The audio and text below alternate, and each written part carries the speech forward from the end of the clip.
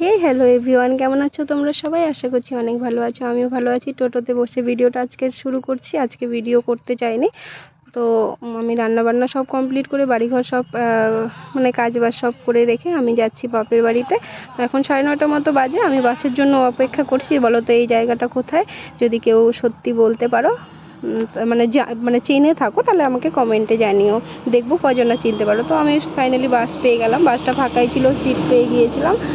তো বাসে বসে থাকতে থাকতে প্রচণ্ড শরীর খারাপ লাগছিল। চোখ বন্ধ করে থাকতে থাকতে হ্যাঁ আমি আকাশটা লক্ষ্য করলাম, এত অন্ধকার করে আছে। কয়েকদিন থেকে আমাদের এদিকে বৃষ্টি হচ্ছে, রোদ ঠোদ নেই, বৃষ্টি হচ্ছে আর ওয়েদারটাও এতটা গরম না, ঠিক ঠান্ডা ঠান্ডাই আছে। তারপর আমি এই ব্রিজটা দিয়ে যাওয়ার সময় প্রত্যেকবার এই নদীটা দেখতে দেখতে যাই। যতবার বাপের বাড়ি যাই, বাপের বাড়ি থেকে আসি, আমার খুব ভালো লাগে দেখতে। অনেক বড় নদীটা, আর মাঝখানে চর পড়ে গেছে, কারণ জল শুকিয়ে যায়। তো এটা কোন নদী, কেউ যদি জেনে থাকো তাহলে পরে কমেন্টে জানিও। তো আমি ফাইনালি চলে গেলাম আমি হসপিটালে, মাকে ডাইরেক্ট হসপিটালে যেতে বলেছিলাম। তো এটা ফালাকাটা হসপিটালে মার টেস্ট করানো ছিল।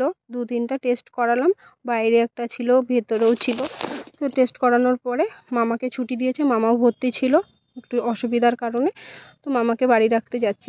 মামা বাড়িতে যাওয়ার সময় দেখো কি সুন্দর চা বাগান দেখতে পাওয়া যায়।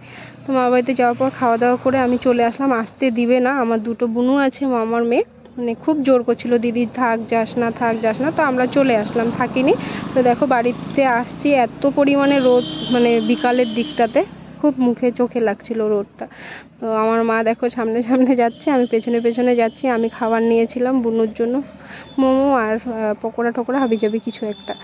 তো যাচ্ছি, দেখো চুলের কি অবস্থা। সারাদিন সেই সকালে গেছি, আর এখন 4টা 4:30 মতো বাজে। এসে তারপরে এই যে অনেকক্ষণ ঘুরে বেড়ানোর পর স্নান করলাম। স্নান করার পরে দেখো আমাদের এই গরুটা আমাকে দেখতেই পারে না, আমি সামনে গেলেই আমাকে গুঁতো দেয় আর কি।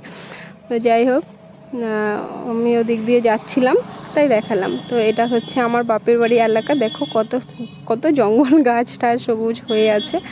তো এটা আমাদের নান্টু, এটা ওই গরুটার বাছুর। গরুটা আমাদের বাছুর দিয়েছে। আর আমাদের বাড়িতে দেখো কত সুন্দর লিচু হয়েছে। লিচুগুলো খেতে মানে ছোট, যেগুলো পাকেনি ওগুলো একটু টক, আর যেগুলো পেকেছে খুব সুন্দর মিষ্টি।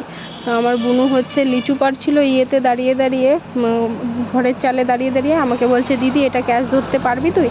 তো আমি বললাম হ্যাঁ পারবো, দে। তারপরে পেরেছি, তো হাততালি দিচ্ছে, বলছে সাবাস দিদি সাবাস, তুই তো ভালো ক্যাচ করতে পারিস।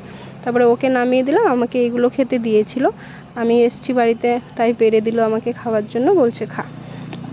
তো লিচু টিচু খাওয়ার পর খাচ্ছিলাম, দুজনে মিলে বদমাইশি করছিলাম ক্যামেরার সামনে। ও খাচ্ছে, আমিও খাচ্ছি।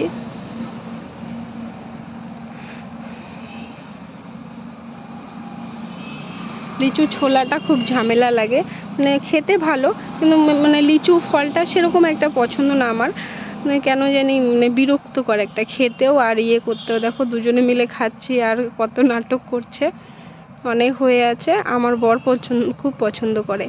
তারপরে লিচুগুলো দেখাচ্ছিলাম, দেখো লিচুগুলো দেখতে মানে মানে কাঁচা থাকলে কীরকম একটা সবুজ থাকে, তখন বিশেষ একটা ভালো লাগে না, একটু লাল লাল সবুজ সবুজ থাকলে দেখতে খুব ভালো লাগে, কালারটা সুন্দর লাগে আর কি। তারপর লিচু খাওয়ার পর আমরা দুজনে এই নাটক করছিলাম, এখানে বসে বসে দাঁড়িয়ে দাঁড়িয়ে লিচু খাচ্ছি। আমি বললাম তুই ক্যামেরাটা ধরে থাক, আমি খাই।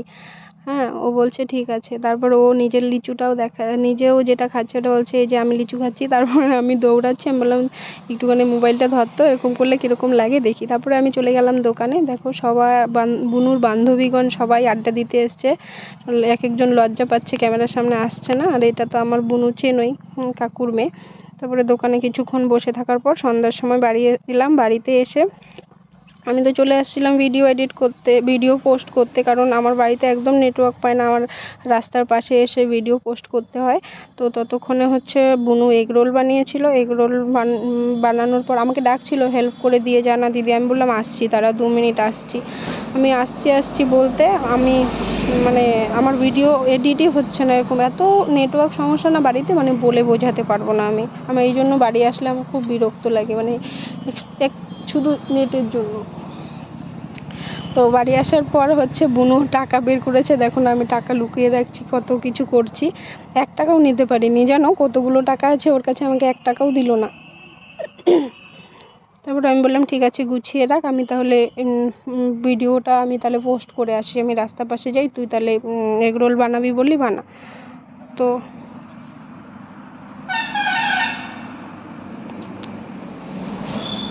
আমি চলে আসছি, দেখো এখানে এসে আমার ভিডিও পোস্ট করতে হচ্ছে, তারপরেও ভিউ নেই, লাইক কমেন্ট তো দূরেরই কথা, ভিউজই নেই, তাহলে পরে বলো কতটা খারাপ লাগে। যাই হোক, কিছু বলার নেই, একদিন না একদিন ঠিক হবে সেই ভরসায় আছি। আর এই যে চলে এসেছি বাড়িতে আসার পর দেখি ও এরকম মানে বানিয়ে দেয়, মানে যাই হোক বানিয়েছে যেরকমই হোক।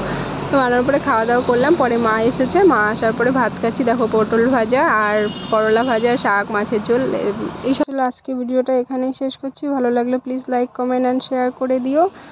আর যদি ফেসবুক থেকে দেখে থাকো ফলো করে দিও পেজটাকে, ইউটিউব থেকে দেখে থাকলে সাবস্ক্রাইব করে দিও। Tata, bye bye.